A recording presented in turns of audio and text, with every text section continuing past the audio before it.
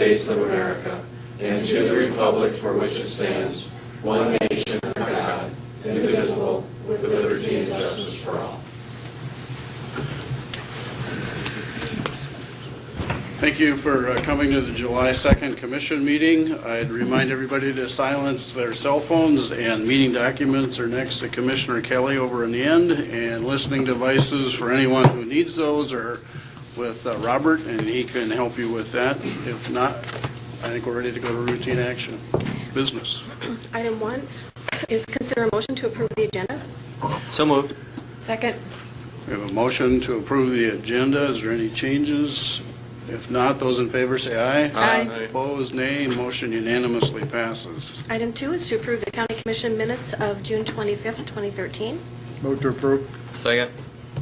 We have a motion to approve the County Commission minutes. Any changes, questions? If not, those in favor say aye. Aye. Opposed, nay. Motion unanimously passes.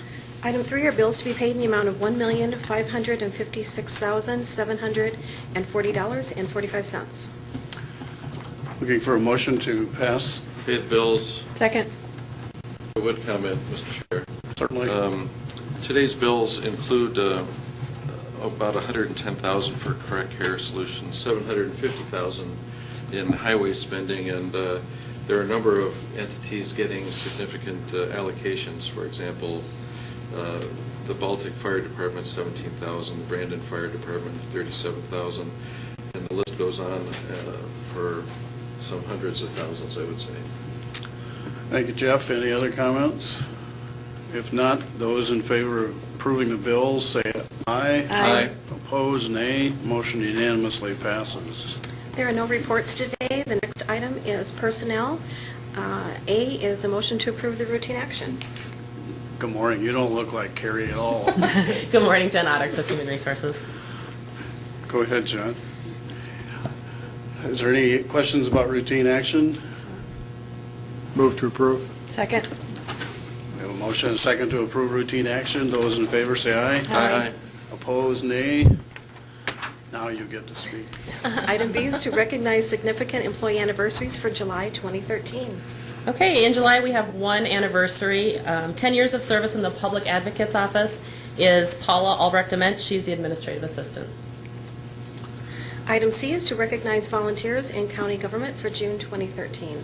In June there were over 230 volunteers, and they volunteered in a number of different departments. As always, the museum, public defender's office, state's attorney's office, the sheriff's office, emergency management, and in the jail. Thank you, Jen. Any comments? An incredible group of volunteers who are pretty dedicated month after month after month. So thank you. We see a lot of the same names, so it's good to see those people who are interested in volunteering. It's awesome. Yep. So thank you for bringing that forward.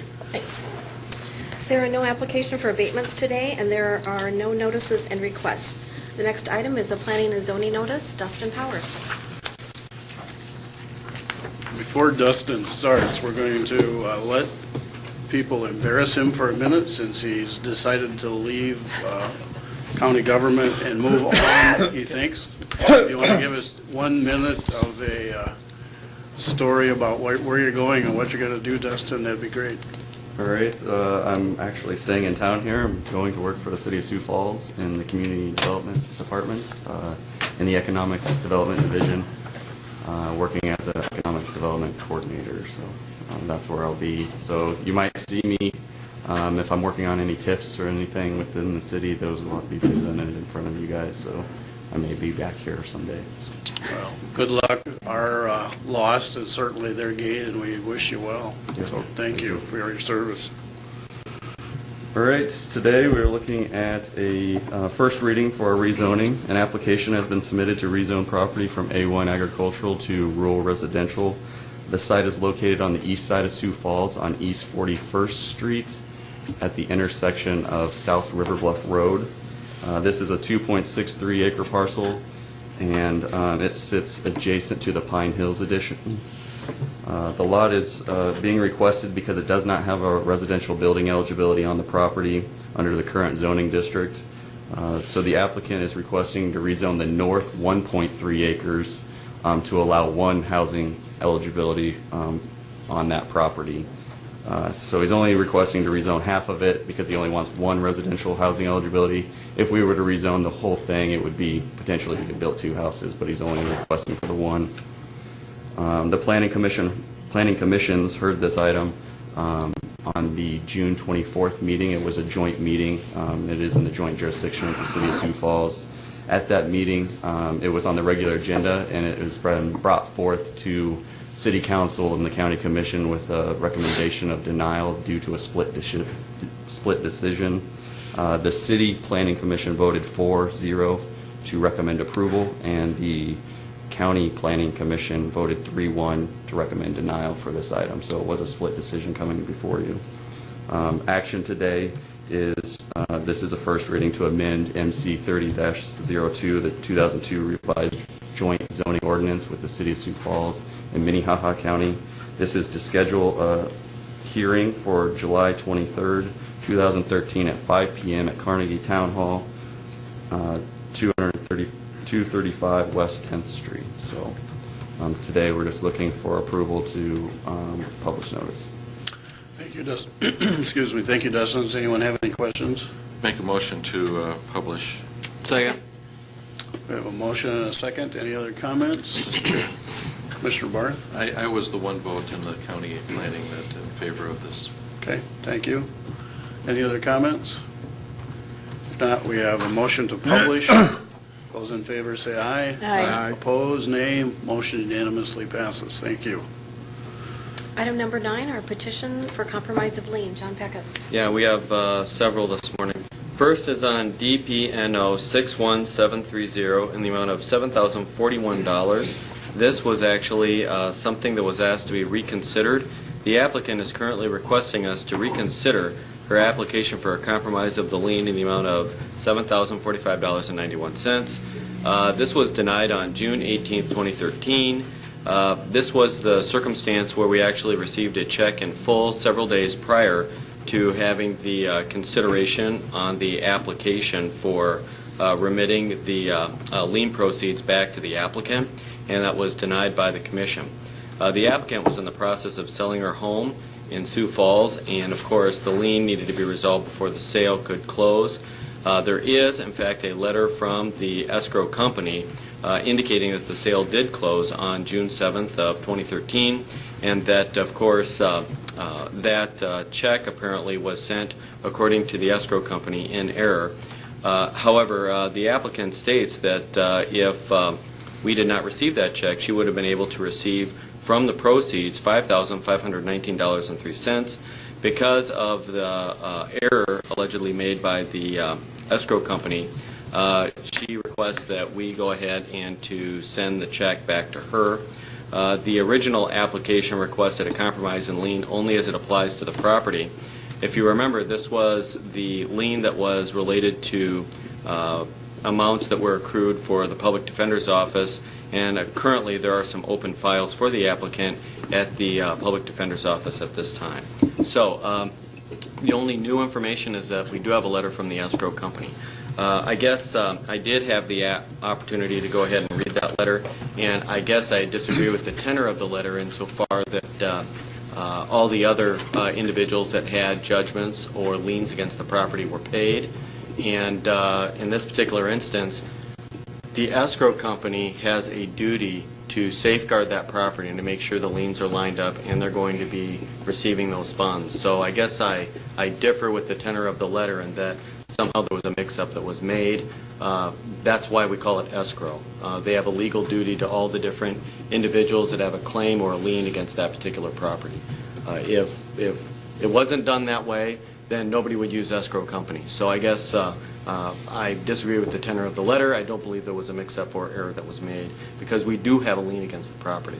So with that being said, I'll float a motion to see if we will remit the proceeds back to the applicant. I don't know if I'll get a second. Is there a second to Commissioner Peckus's motion to refund the check? Ken, would you like to make a comment? Well, I think the applicant may be present. Okay. And by the way, if the applicant wishes to speak to the commission, she or he can speak. You don't have to stand up. You don't have to identify yourself. You can speak from where you're sitting. if you do wish to address the commission. So if the applicant is here and you want to speak, please feel free to do so. I guess there's some confusion about what's going on. I'm not saying that I don't owe this money. I'm not asking to be forgiven for this money. I want to pay this money. And I'm not asking for the proceeds back. My parents had to come out of pocket like $1,500. I was just asking to see if I could have that part taken off the lien so I could pay it back personally because I started a job on Monday. And I'm not asking for the proceeds. I want to take care of this much as everybody else wants to take care of.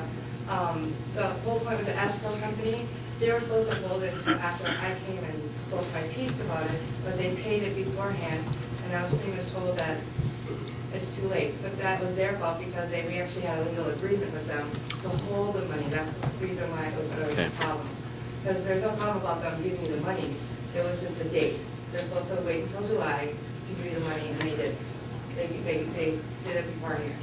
And like I said, I'm not trying to ask for all of it. I agree I owe the money.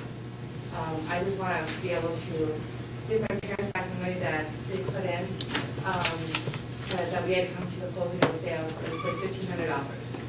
I just want to be able to give that to them, and I want to start paying it back on my own. Because I've been trying to get it back on my feet and take care of everything else, and I've been taking care of it.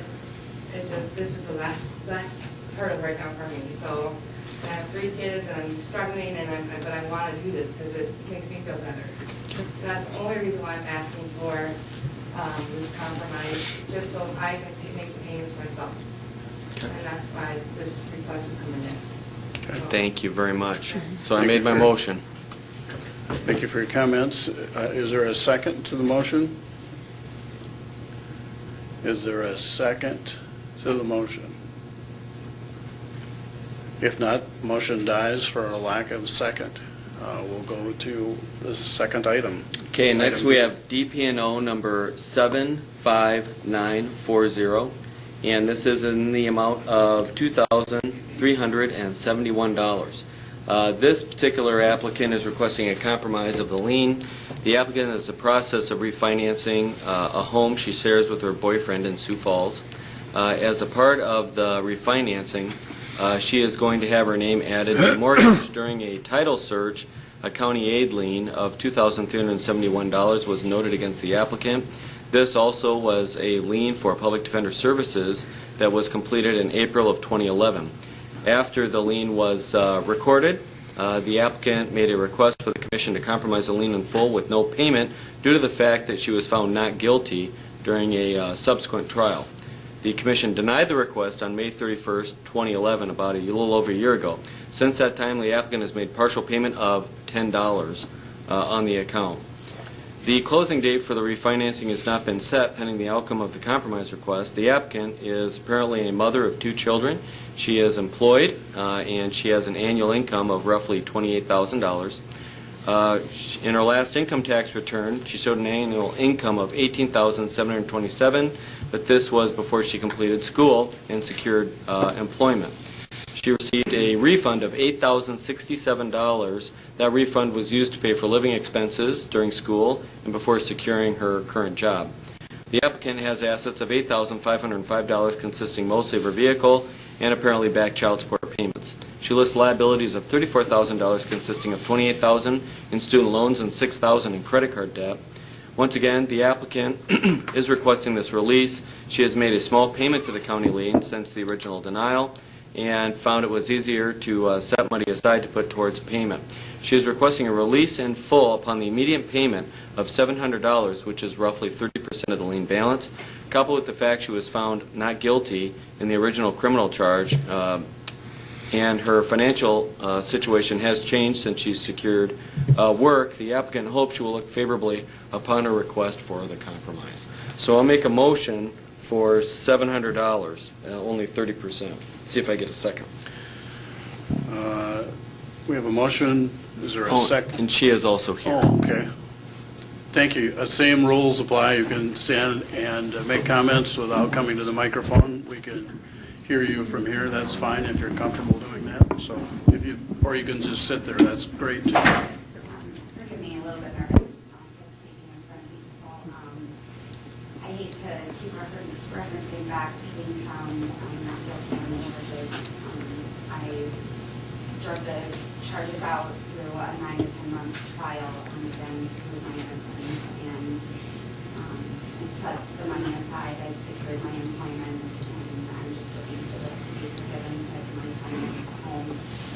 The date has not been set because of depending on the outcome of this. Just asking. Thank you. Any comments or questions for the applicant? We have a motion to accept 30% as a settlement. Is there a second to that 30%? Is there a second for the 30%? If not, motion is denied for lack of a second. Mr. Chairman? Yes, I would Commissioner Burke. make a motion for 50%. If the applicant could make a payment of 50%, I would accept that. Okay. We have a motion for 50% of the lien. Is there a second? I'll second it. That amount would be $1,185.50. $1,185.50. Does the applicant want to make any comments in reference to that? Thank you. We have a motion and a second to approve lien satisfaction of $1,185.50. Is there any comments or questions? Commissioner Kelly? Well, I'm trying to get, this is the one that had an $8,000 return. Let's see, here we go. Tax return, there didn't seem to be any effort at all to pay this. It's a public defender deal. This is not a welfare deal, and I cannot support it. Any other comments or questions? If not, we'll call for a roll call vote, please. Commissioner Barth? Aye. Heiberger? No. Kelly? No. Peckus? Yes. Benega? Yes. Motion passes 3-2. The amount then will be $1,185.50, which is 50% of the lien, correct? Thank you for coming. Next is on DPNO number 65495 in the amount of $4,465.40. The applicant currently is making a request to pay on a lien in the amount of $4,380.40 on a county aid lien, and to pay just $2,500. This amount is approximately 56% of the $4,465.40 that was incurred from the public advocate's representation back in 2009. This account was actually transferred over to our collection agency. However, no contact has actually been made by the collection agency with the applicant. The applicant currently is employed. She's purchasing her first home, scheduled for July 12, 2013. Through the operations at the close, she was under the impression that her bankruptcy in 2010 would have taken care of the county aid lien. Although back in the past, when I was first elected, the bankruptcy judge at the current time actually allowed for those to be discharged. However, the current bankruptcy judge has felt that the county aid lien's priority status, so those are not discharged. The applicant is currently not expected to pay closing costs due to the FHA first-time homebuyers loan. However, with her 2012 tax return money of $6,679, that was actually spent on the house inspection, the appraisal, and earnest money, equaling $1,500 of the offering. That actually shores up the $2,500 for this compromise that is being offered. The applicant noted that she submitted her 2012 income tax addendum where she claimed only one child instead of two, and she also shows that her ex-husband switched off the years claiming the child as a tax deduction. However, apparently he was incarcerated at the time and has made no support. Nevertheless, he did claim the child. She repaid $2,100 of this assistance and the claiming of the child. Therefore, the actual refund was limited to $4,200. The applicant lists assets of a retirement savings account of the 2012 Mazda, both totaling $29,221. Liabilities are listed at $15,062 for student loans and, of course, the loan on the vehicle. The applicant is excited about securing a home for both she and her 2 children. She requests that the County Commission look favorably upon her request to offer $2,500 to release the county aid in full, and that's roughly 56% of the amount of the money that is currently on file with the county, so I'll make that motion. Second. We have a motion and a second for the 56%, which is $2,500 of the lien. Are there any questions or comments? Is the applicant here by chance? No, it is Mr. not. Chairman. Yes, Commissioner Barth. I just would note again that there have been numerous partial payments dating back some years, and I appreciate that. Thank you, Jeff. Any other comments or questions? We have a motion and a second to approve the $2,500. Those in favor, say aye. Aye. Opposed? Nay. Motion passes 4-1. Thank you, Mr. Chair. The next is on DP&O number 27725 in the amount of $1,374.80. The applicant currently has requested a compromise of lien in the amount of $1,374.80. The applicant requests that the lien be compromised and released in full payment of $375. The applicant indicates he's attempting to refinance his home and he's unable to complete the process until the lien is resolved. There is no date set on that closing. There is a single charge for services provided by the Public Defender's Office in 2009. According to the applicant, he was apparently told by his public defender at the time that pleading guilty to the charge against him would be less than contesting the matter to make it go to trial. He states that the total cost would be roughly between $200 and $300. Based on this information, the applicant actually decided to plead guilty. However, it appears that there may have been some other charges added to the original complaint. In the application, the applicant indicates that he's a truck driver currently unemployed. In his 2012 tax return, he lists annual income of $27,357. He indicates his total assets of approximately $76,000, which includes his home, a 1996 vehicle, and household goods. His liabilities total roughly $74,000, including a mortgage and several other small personal loans. Once again, the applicant is offering $375 for a grand total on a lien that roughly amounts to $1,374.80. I'll make the motion. I don't know if I'll get a second.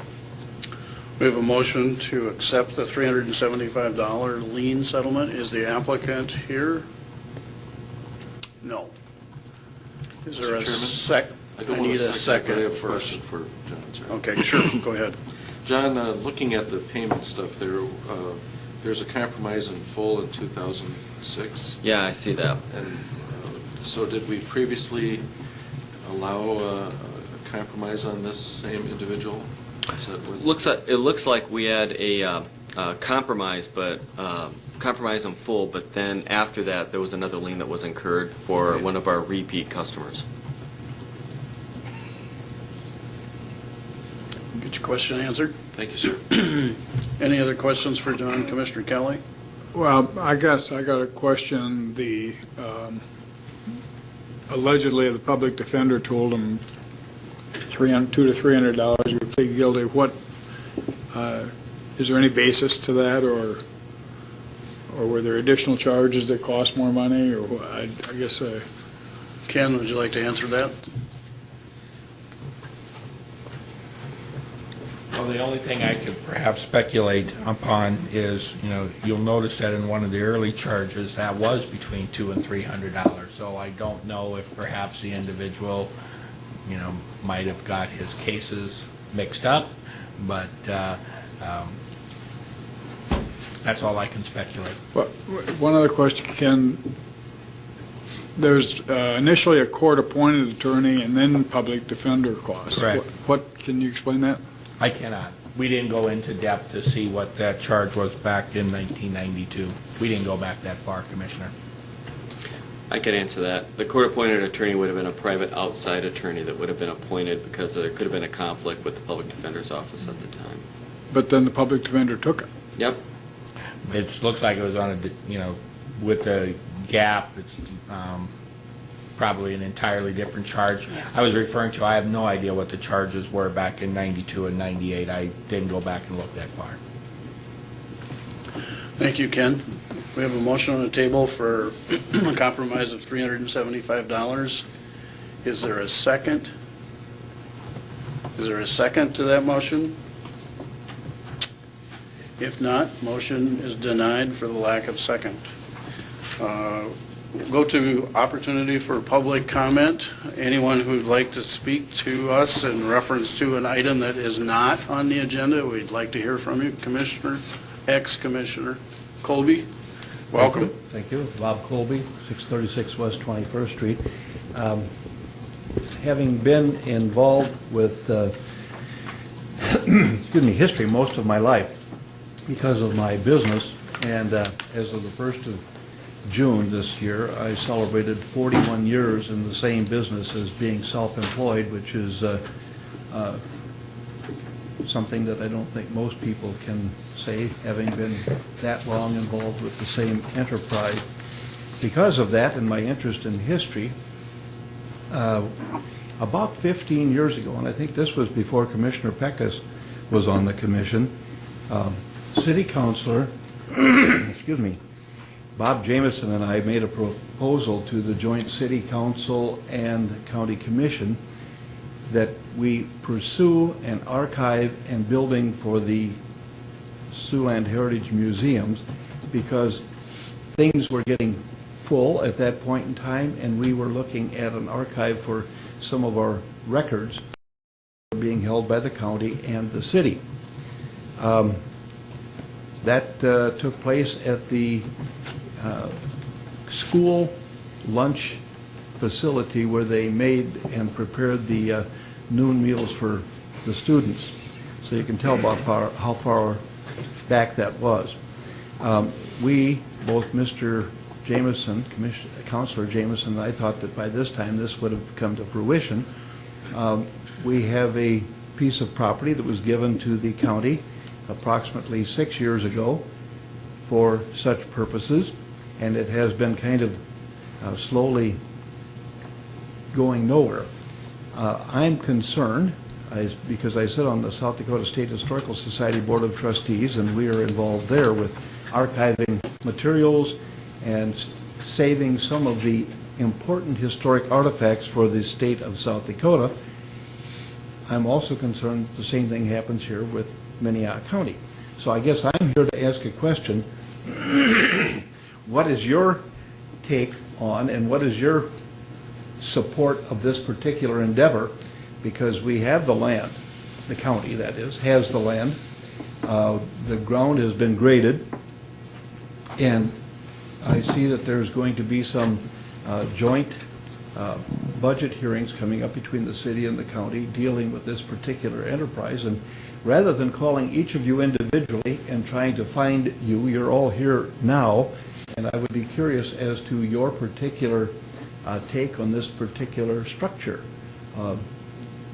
So with that question in mind, what is the county's position on construction of a building for the three-dimensional artifacts? By that I mean carriages and things like that that are now currently stored off-site, as well as the archive of some of the county's paper goods, as well as the courts, etc.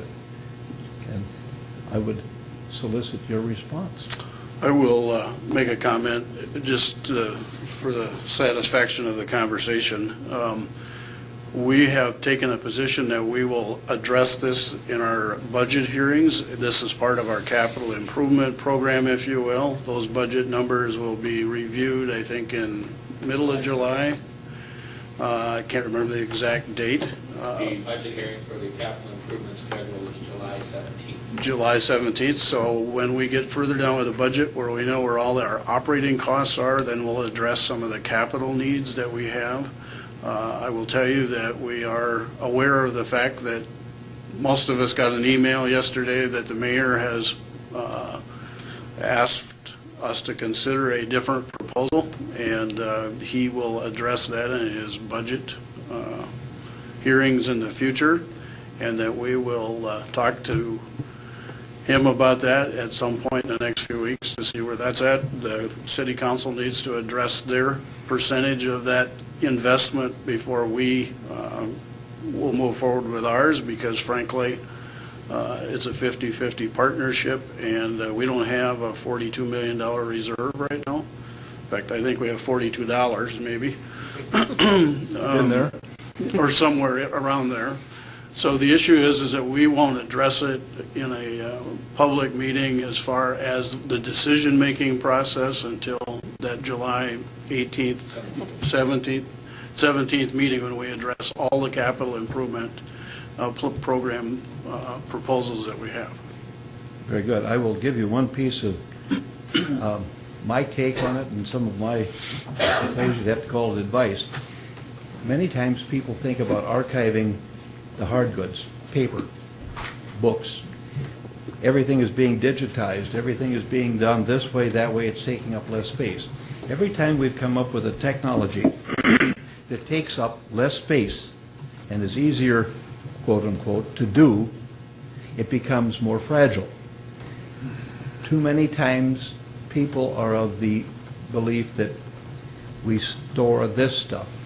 How many of us now have watched how many different technologies take place in the last 20 years? The items that we are archiving may not take up much space, but we don't archive the machinery that reads this particular technology. And how many have 8-track tapes? How many have 8-track tape players?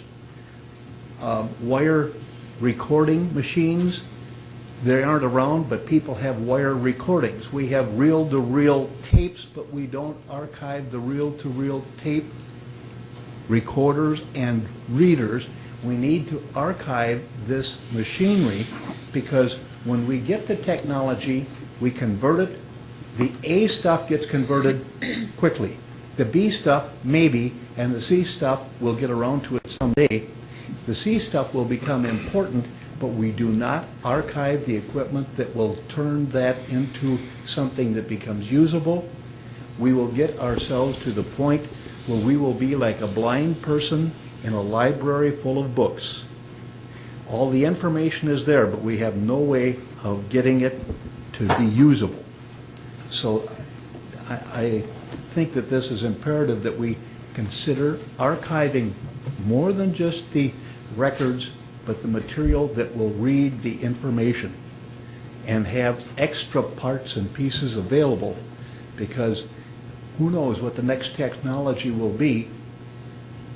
You know, we can't imagine. It will become imperative that we have whatever we are using today and what we used 5 years ago. You can't get some of the old machinery. If you look at what it was, Gates's original laptop computer that there's only 4 or 5 left in the world, and that was the state of the art.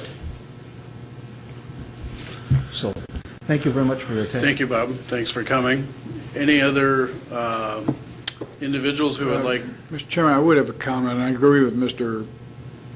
Clovey's ability to make comments on this issue. It's a big issue.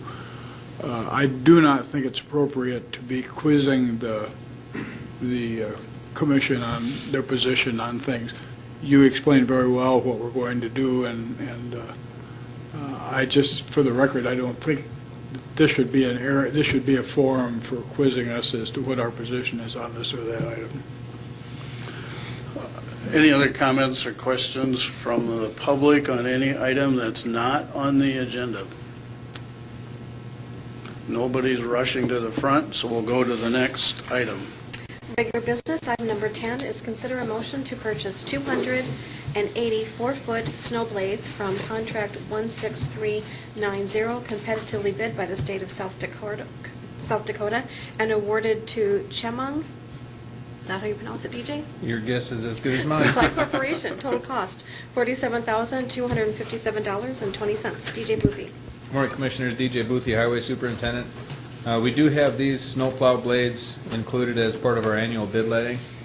Our annual bid letting was completed prior to us finding out about these snow blades on the state bid, and the cost difference between the state bid and our annual contract is about $12.42 per foot. The total cost difference for this order, if we were given permission to order off of the state bid as opposed to our own contract, totals $13,910.40 in savings. Our contract is with Titan Machinery. They are aware that we're pursuing this purchase through the state contract, and they are okay with that. They understand, I should say, our request. Our contract with Titan Machinery has no provision for them being a sole provider and does not indicate any quantity that we intended on ordering, and so they do understand that we are pursuing a cheaper price. We did give them the opportunity to match the state price, and they did not take advantage of that. So if you have any questions, I can answer them now. Thank you, DJ. Anyone have questions for Well, DJ? Just Commissioner one, Kelly? there's a pencil note on here that says 4201, is that, I don't know who wrote that, but that's incorrect. okay, it is 4220. Correct. I think the original email said 41. 4241, and then somebody wrote 4201, but the correct price is 4221. Okay, thank you. Any other questions for DJ? If not, Make a motion to approve this purchase. do we have a second? Second. We have a motion and a second to approve the bid from Chemung Supply Corporation. Those in favor say aye. Aye. Opposed, nay. Motion unanimously passes. Thank you. Thank you.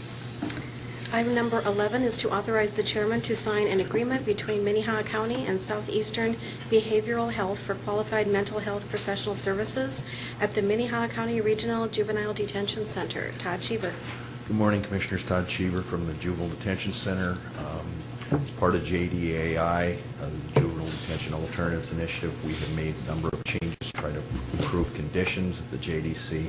One of those is having a qualified mental health professional. I'm asking that this agreement be signed. It's approximately $50 per week for them to be on call, and we call them regularly, at all hours of the night and day, and then $50 per hour for services that are provided at the JDC when they are counseling and working with youth, and when they are possibly training us, providing training. Thank you, Todd. Does anyone have any questions, Commissioner Orr? Todd, is this in our budget? It can be covered under our alternatives budget. We will have the money to cover this, and it is necessary. Thank you, Todd. Any other questions for Todd? If not, I'm looking for a motion to approve the contract. So moved. Second. Is there a second? Second. Second. Any other questions? If not, those in favor say aye. Aye. Opposed, nay. Motion unanimously passes. Thank you. Item number 12 is a discussion to identify and establish legislative priorities in preparation for the South Dakota Association of County Commissioners Annual Convention. Ken McFarland. Commissioners, the bylaws of the South Dakota Association of County Commissioners require that any resolutions that we would like to bring forward for consideration at our annual convention for legislative action needs to be submitted to the state office prior to August 1st.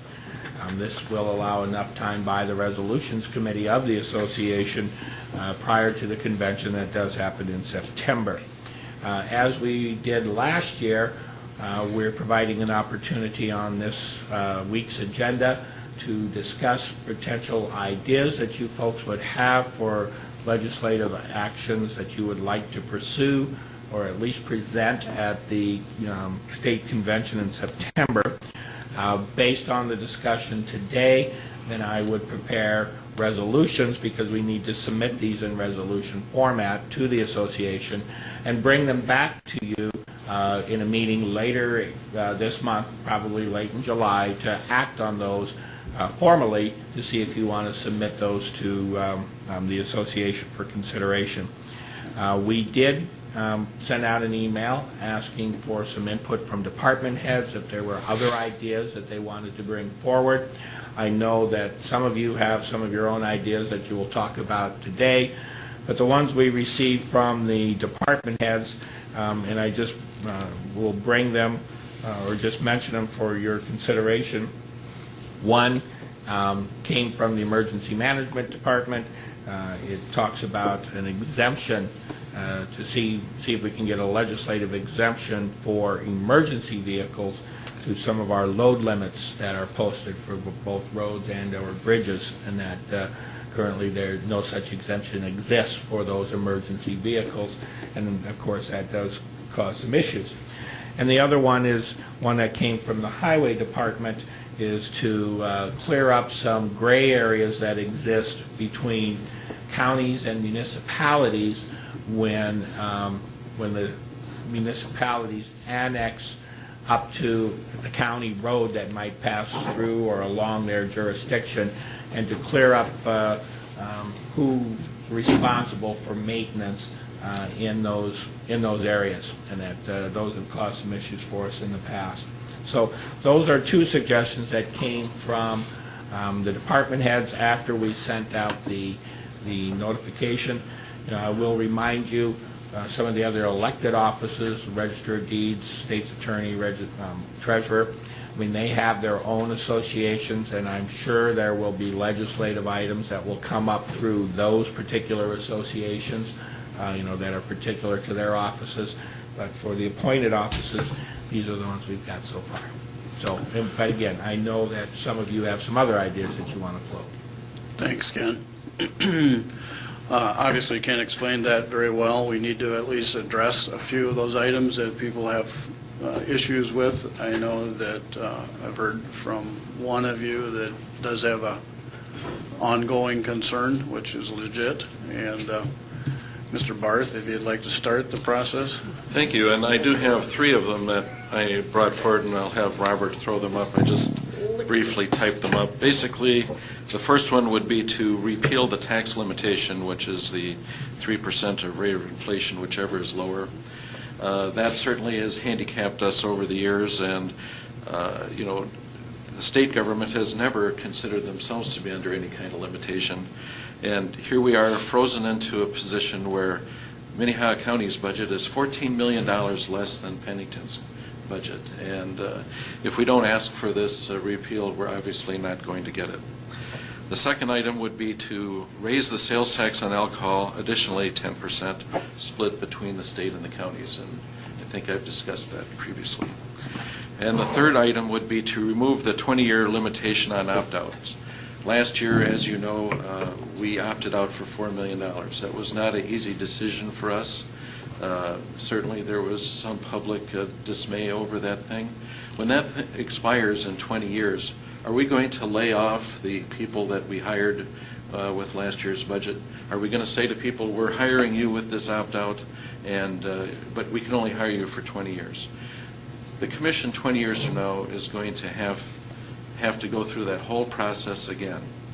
And that's the fact that the legislature refuses to do its job and fund us adequately makes us go through this extra hoop and confront the public with the choice of law enforcement or anarchy, etc.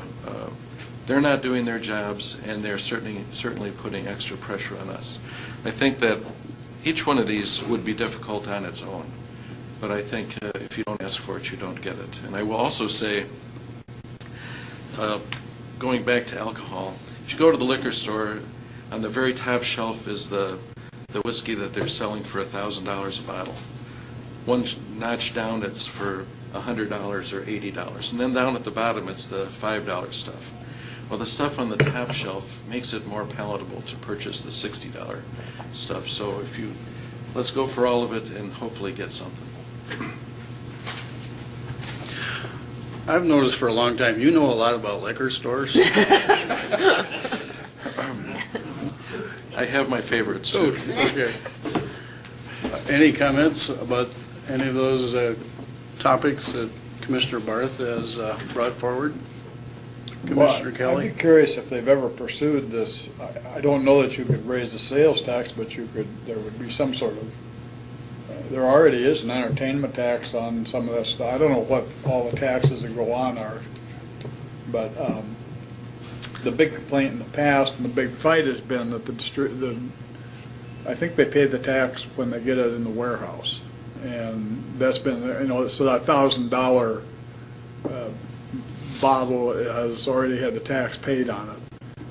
This is changing it back to a user pay, and which is, in my mind, maybe legitimate because the users are the ones that are causing us the problem. Well, they're the primary cause of the problem that's existing in our law enforcement. So, yeah, we're spending 50-some% of our budget on public safety, and probably 75% of that is related to alcohol some way or other. So I would agree with Jeff that perhaps we need to pursue that again, only don't do a nickel a drink because that didn't work. But somehow I think we got to continue, and I think we got to keep talking to commissioners. I can't imagine the other counties don't have similar problems with their state's attorneys and everything else. Thank you, Dick. Any other comments? Mr. Chair. Certainly. On the alcohol issue, the tax, excise tax, I think, brings in something like $11 million a year for the state. It's not a lot, and it was last raised in 1987.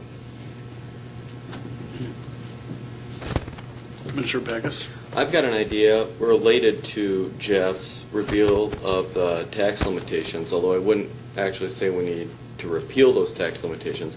I would just make it even smaller. Let us go back and adjust the mill levy. When we had this property tax limitation imposed, what Minnehaha County did is we adjusted our mill levy to the absolute minimum. Many counties were at the maximum. And unfortunately, when the state locked us in, they made no accommodations for adjustment of that mill levy. That could significantly help us, even if we were allowed to adjust it. But in the decision of trying to placate and to assuage some of the concerns of the legislators at the time, we lowered our mill levy. Well, what that did is it locked us in at the absolute lowest, and we've been struggling with that ever since. For example, Pennington County, they're not at the lowest level of their mill levy, and yet they're a smaller county, and yet they have more money in their budget than we do in Minnehaha County. It's amazing when you think about that, but it's just that simple little tweak. So I would have asked the legislature adjust the mill levy. And the other idea that I've got is when it comes to the new law enforcement bill that just went into effect yesterday, I would ask that the state review any felon that is sentenced to be in our county jail beyond 180 days. Anything beyond that 180 days, we would get payment from the state in lieu of sending them up to the South Dakota State Penitentiary. Because at this point, we are right now balancing those individuals that would have been in state facilities, on state budgets, on top of our shoulders, because now those felons, which normally would have been going to the state penitentiary, are sitting in our jails on our budgets with our taxpayers funding the cost of it. And so I would ask the state to go ahead that beyond 180 days on a felony, that number of days, whatever they're sentenced to, up to a year I believe it is under the new law, we should be able to get some sort of compensation to assuage that pain that we now have to pay for it, because all they did was they transferred that off their books and onto our books. And we have to pay for it now. So I think that the state should do that. That's my idea. Thank you, John. Any other proposals, conversations about the existing ones? Commissioner McFarland.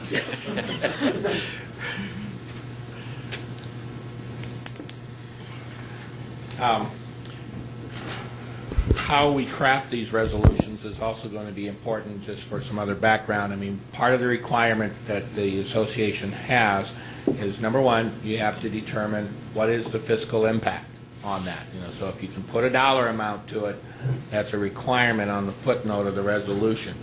You also need to say, what is the impact of the resolution on counties itself? Is it regional? Is it to all counties? Is it something particular for us? And so those are the things that as we look to craft the resolutions, we also got to keep in the back of our heads too. And that's important because especially when you take a look at some of these right now, like the tax limitation, remember the property tax limitation is really a limit on the total amount of revenue from property taxes that you can collect, and the mill levies, and that's why it's difficult to craft the language if you're going to quote tweak mill levies, because the calculation of the mill levy is really the very last thing in the process. Once you determine how much property tax revenue you need to collect, you spread that against your valuation base, and that tells you what the mill levy needs to be to collect that amount of revenue. And with the way the limitation works, you limiting your dollars that you can collect in the first place, and then you spread them against your valuation base to determine a mill levy. So when we write these things, we just need to be very clear on the mechanisms, to achieve what it is that we want to achieve. And so, like on the limitation, it's not going to be enough to just say, well, we're going to change the mill levy. The language needs to be a little different to remove or to enhance our ability to collect the actual dollars, because mill levy is simply the very last calculation in the formula to collect those dollars. So, May I ask a question, Mr. Yes, Chair? certainly. And isn't it true that Minnehaha County did do our best efforts to try to limit you that? bet. I mean, when the opt-out came up, there were some things that we knew back then that this limitation was coming down the pike, and we had made adjustments for that in our revenue estimates with that in mind, that was going to happen. And so, I mean, we did do our due diligence back then, and we adjusted our revenue estimates that we expected to get, and that did, in fact, like I said, freeze us at that point and start the new ceiling for us that's adjusted because of the property tax limitations, because we had, in fact, adjusted those revenue estimates because of that pending legislation. Other questions for Ken? Ken? Yeah. Is it possible for us to figure out what, beyond 180 days, a felon could be sentenced to our county jails? Could we work with the sheriff's office to figure out how many individuals beyond 180 days that are felons sitting in our county jail? Is it possible for us to put a number to that? It might be. I mean, we'd have to work with, we'd have to work with the sheriff to see about breaking down those numbers. I mean, he does a very good job of classification and who's where in the process. And like I said, we'll have to take a look at the impact of the legislation, because as I understand right now, prior to July 1, I mean, there is that was a 180-day cap in a county jail. So we may not have any numbers to compare to yet, and that for anybody beyond that, because it's so brand new. Because right now there is, I believe, the cap on 180. So we'll see. But I think as we get further into this, absolutely, I think you'll be able to pull those numbers to see, all right, who is in there past that point of time. Commissioner Barth? Well, we've had basically 7 items brought up here, and I think we should go forward in our office developing those ideas. That said, I think that in some ways maybe we as a county need to plan on going forward on our own on some of these things. Obviously, Pennington County doesn't need the mill levy raised or whatever. But I know that even last year when or maybe it was 2 years ago, when we talked about a different split on the alcohol tax, where part of it would come to the counties, during the committee meeting on that with the state association, a commissioner from a smaller county said, well, that's not fair, because we'll only get $30,000 and Minnehaha County is going to get $600,000. That despite the fact that we're spending, say, $15-20 million on alcohol, and they probably are spending less. So we're not necessarily getting the support from small counties that we should. And on the other hand, I know that, I think it was Shannon County wanted permission to do banking more than one county away because there were no banks in Shannon County. And we supported them on that. So I think there is at some point, maybe we need to go on our own to try to get our own agenda pushed, whether or not the state association backs us. Thank you, Jeff. Any other comments? Yeah. Commissioner Kelly? To go along with Jeff, there's 7 items up there, but you can only do so much work. You've only got so much of a staff. I think some of the items are specific to a department, and I would think perhaps like the emergency management thing is really an emergency management throughout the state issue. And if we were to concentrate our resources, nothing is more all-encompassing on our budget than the public safety side of it. I'd like to, and I got a lot of nods when I was talking, but I've determined long ago that that's not a good way to count votes because they don't show up. But I would like to take Jeff's idea. I don't know, I think it has to be developed a little bit more and let Jeff work hard with Robert and come up with a very thorough presentation that we can make before the thing. We've only got 4 weeks, to get this done. And this week is kind of shot with the 4th of July, but like Ken said, we need to have numbers. We need to have, when these small counties come up and say something like that, we need to have something to respond back to them. But every one of them, and the state likes user pays. We do it with the wheel tax. We do it with sales tax, and this is a way to tax the product when it's bought at the store or bought at the bar, and doesn't put a hardship on the wholesalers. Not that I don't think they have any hardships, but I really would like to pursue. I'd like to concentrate on just one thing that we can take in and hope we can get it done. For whatever, and I don't know what the next process is, and whether you get agreement or whether we just give him approval or what.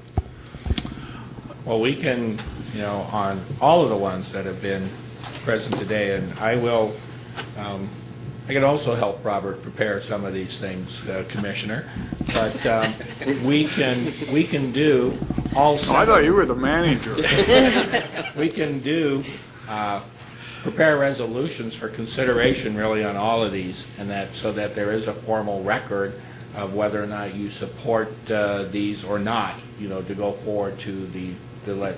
But my point is, you can only concentrate on certain things, and I didn't mean to leave you out of the equation by any stretch, Ken. And I agree with you that I would, right now in this part of the process, you have ideas for consideration, and the whole idea behind this process is to identify what those ideas are, get you to think about them a little bit, and that we'll prepare the resolutions on them, and then when we bring them to you in July, then you can make the decisions which ones that you want to concentrate on as an organization to forward to peer. And some of these may not survive. Well, we're in July, so I mean, are you talking next week? No, I'm talking. I said the end of July. They have to be They have to be in front of the association by August 1st.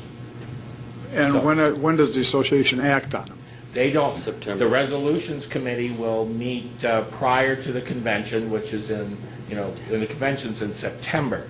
But anything that survives the resolutions committee process then goes to the floor at convention in September, and that's when it's determined which of these resolutions that have bubbled up from the grassroots will end up being part of the association's legislative package. So we have a couple of months to work on Absolutely. this. But for now, we just need to identify which ones we as Minnehaha County would like to submit to the association for consideration. And like I said, we can do resolutions for your consideration on all of these. Some of them may not survive here at the end of July that you want to forward. And I agree with you that it makes much more sense to concentrate on just a few than it would be to say, here's all 7. But that's your decision to make at the end of July. Okay. Any other questions, comments? Any additions? How come I get taken to the woodshed by our executive? That's why I introduced him as Commissioner. Yeah.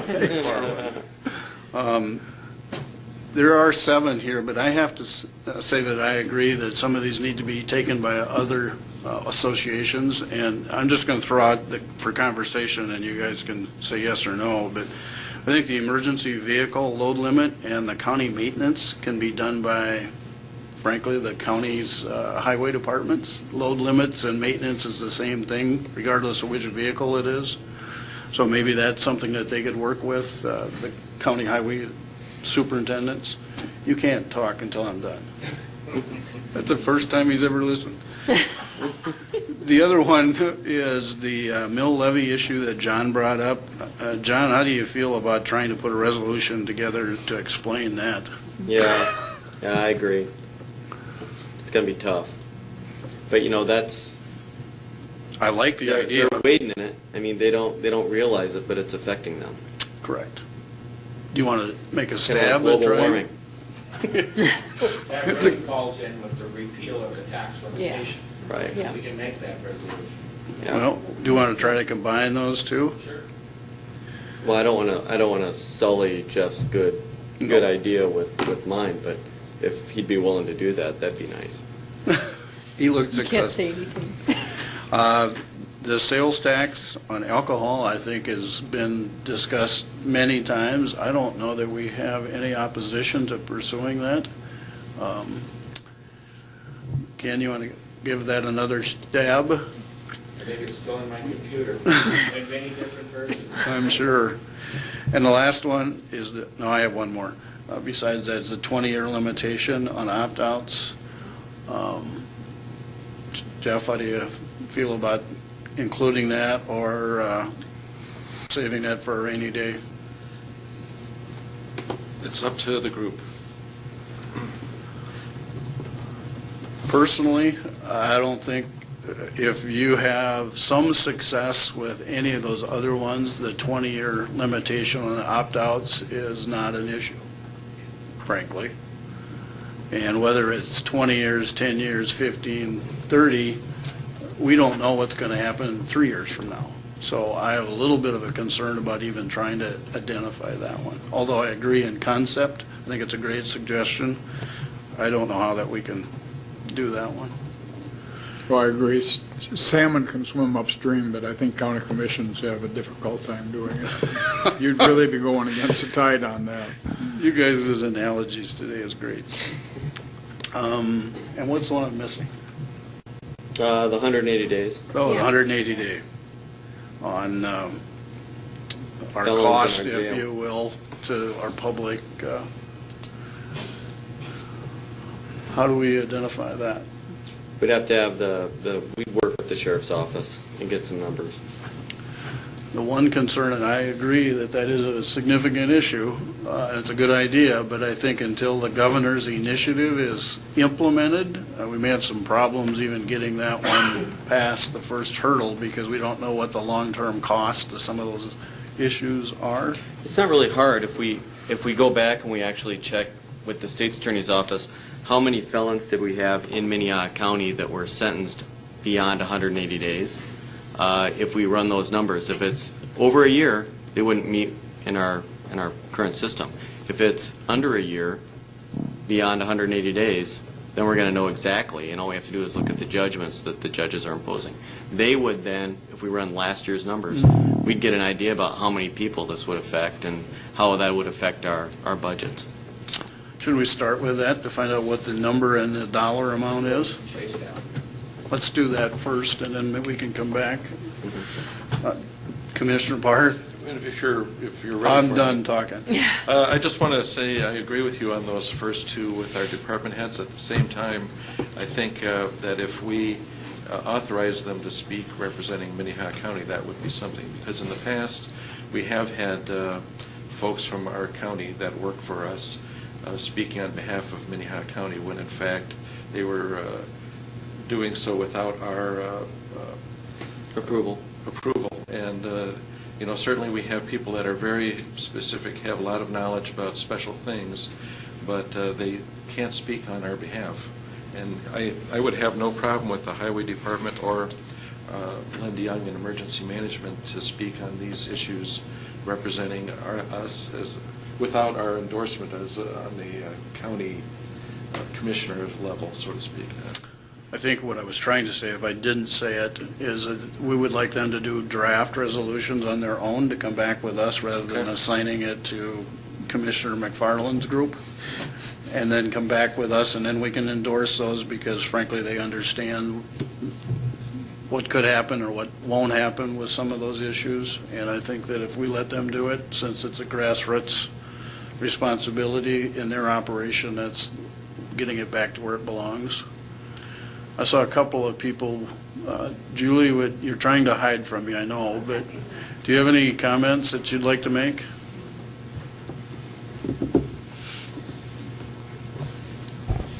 Good morning, Commissioners. No, I was just particularly interested in what legislation you want to pursue, on behalf of the Commissioners Association, because we work so closely with the South Dakota Association of County Officials, and what affects the Commissioners affects us as well. And I see merit with every one of the suggestions that have been made here.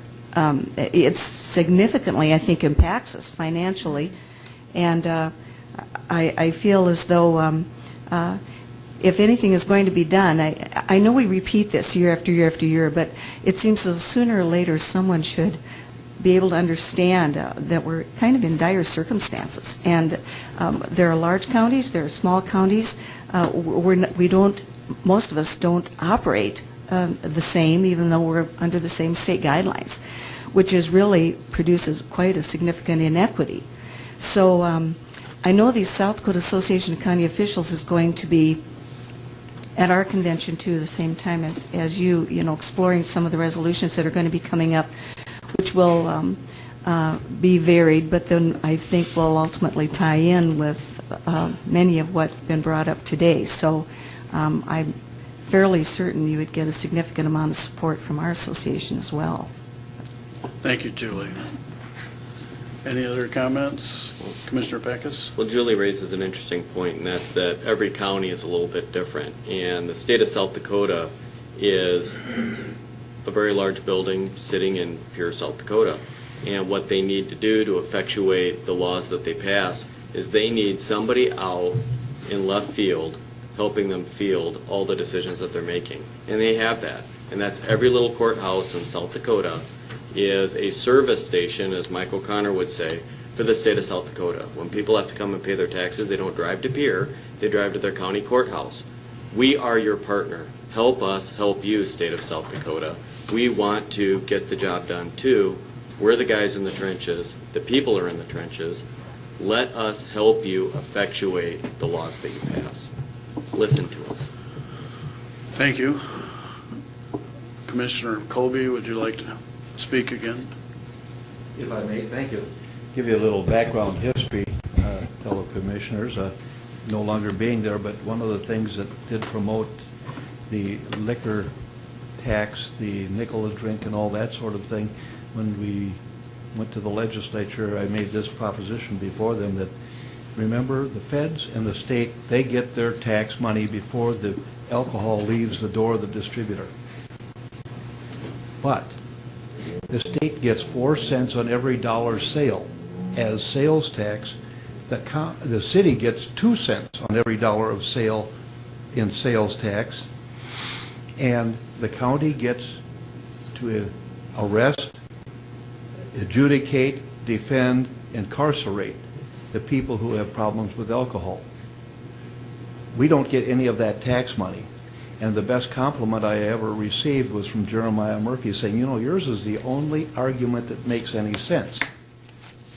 But because it makes sense and is logical and reasonable doesn't mean that the legislature will buy it. And that's one of the things that I worked on a lot, doing some testimony before the legislature many times. The other issue that I had, that I brought up, maybe it's time again to do that and propose this to you, and maybe you'll see if it has any merit.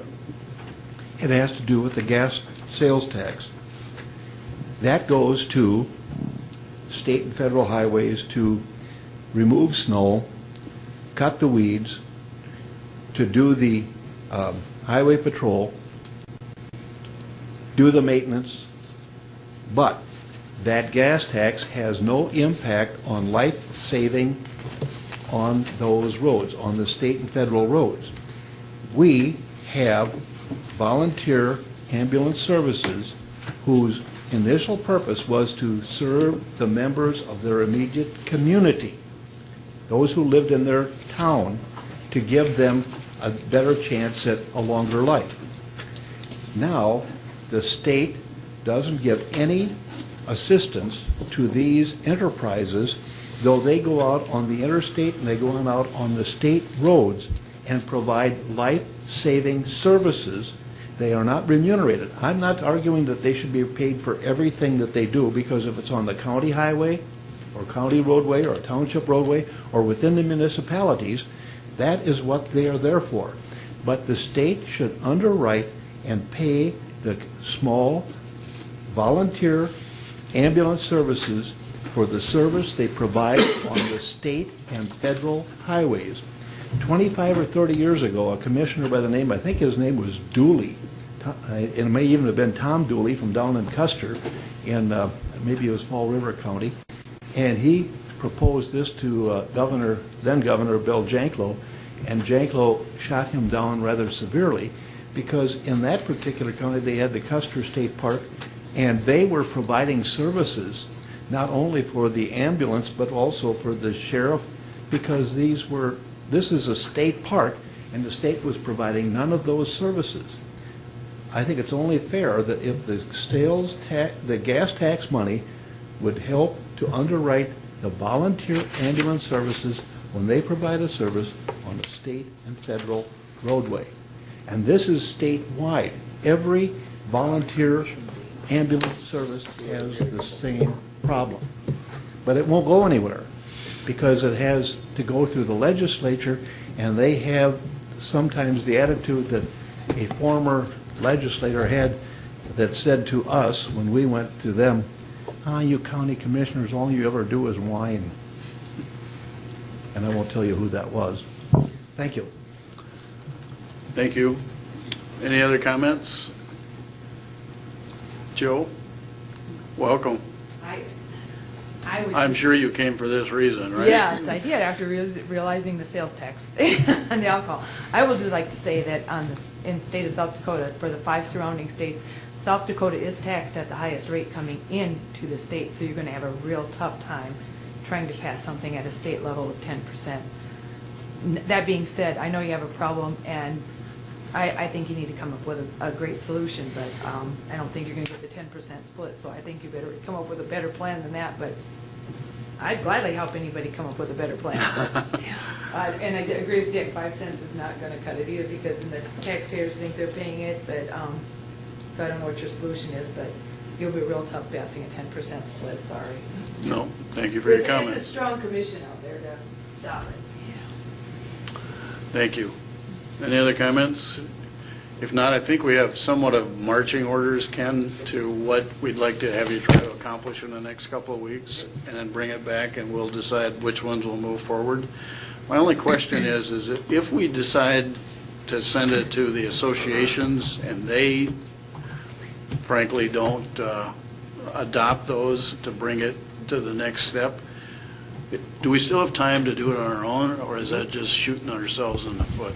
Oh, you can always do it on your own, but the problem that you'll run into is you will truly be doing it on your own. You won't have the weight of the association, lobbying for the bill or testifying for the bill or meeting with legislators at all. I mean, if you forward a piece of legislation on our own, we're solely responsible to carry the bill, to get the signatures, to the whole thing, to get it drafted by LRC, to get the signatures, to lobby, to testify, etc. And we've done that on occasion, and we've been successful. on some of those things. There are some things that we've not been successful at when we've tried to go on our own, but that we have plenty of time to do that. Even so, if any of these things we get to the or the resolutions process at the association and it doesn't go anywhere, and you want a bill forwarded and that to the legislature, we can make that happen and work with LRC, get it drafted, but we are on our own. So, Thank you. Ken's right there, if we did something on our own, we might as well say goodbye to Ken for the legislative session, because you don't know when something's going to happen up there, and somebody has to be up there paying attention to it. That's why they have lobbyists up there. But either way, you don't know when a committee can get scheduled for it all of a sudden, and you'd have to drive up that morning, and it's pretty hard to really, especially with Minnehaha County, with the attitude the rest of the state has towards us, it's pretty darn hard to keep that under control. Thank you.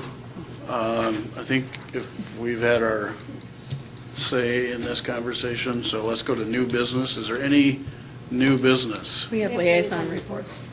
Oh, I think we've had enough of those. I have a liaison report. You haven't spoken all day. I know, I've just been waiting. Okay, go right ahead. And it's also short. I was at the Homeless Advisory Board yesterday, and they were talking about their voucher system, which serves currently about 815 households per year. Next year, with the sequestration, they're expecting a $10 million decrease in their budget. They said that they do have reserves to cover for about 1 year, but after that, those are households that will no longer be served. And then to tie in with that, the Criminal Justice Initiative, they're expecting about 400 parolees in the Sioux Falls area looking for housing, and about 100 in the Rapid City area looking for housing. And we all know that there is very limited apartment space out there. And the question is, where are we going to put all of these parolees when we already have issues? We have jobs, we just don't have places to put people. So that's my report on liaison. Thank you. Any other liaison reports? If not, we'll go to new business. Any new business? I have new business. Commissioner Heiberger. My new business is I would just like to have Scott speak about the audit that we got an audit report last week from I. Bailey, and he was just going to give you a quick update on that.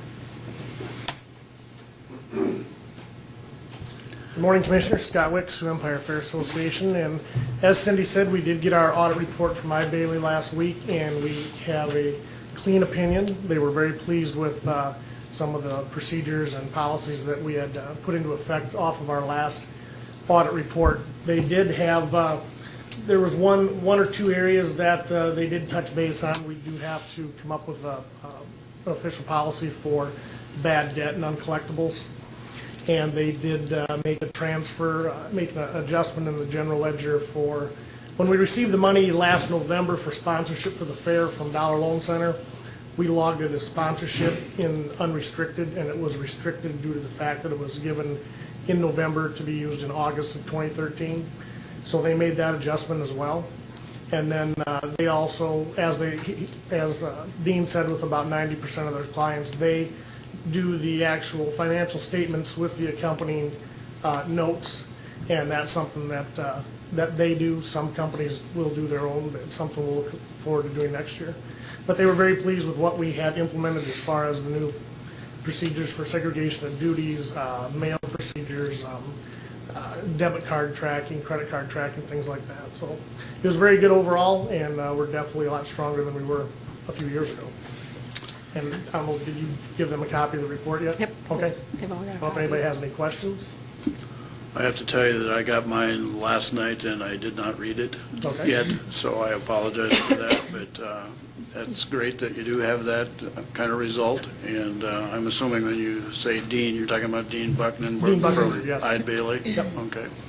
Yeah, he was pleased with the new language in our agreement. However, he did have an issue with the fact that you can terminate it within 90 days, and I just told him that has to be in there. But he does, he in one instance, he considers it a long-term agreement, but then he did a lot of time researching it, but we do have a clean opinion, and yeah, we're just moving forward, and everything's good. Congratulations. Thank you. That's great. Any questions for Scott? Thank you. Thank you. Any other new business? Any old business? Commissioner Heiberger? I'm just filling Boy, up the she end just of your let day. her go and she opened up. Sorry. Yesterday, I met with emergency management and a couple representatives from the Tri-Valley School Board, and we did discuss, they were here last week, I believe, and asked about putting a fire or emergency siren out at the school district, and so we met with them yesterday and just discussed their options, and at this point, they're going to take it back to their school board and discuss it, and then get back with emergency management with what their school board thought of the options that we came forward with. So. Thank you. Any other old business? If not, we need to go into executive session for personnel and pending litigation and a legal briefing. Look for a motion to do that. So moved. Is there a second? Second. We have a motion and a second to go into executive session for personnel, pending litigation, and legal. Those in favor say aye. Aye. Opposed, nay. Motion unanimously passes. Thank you.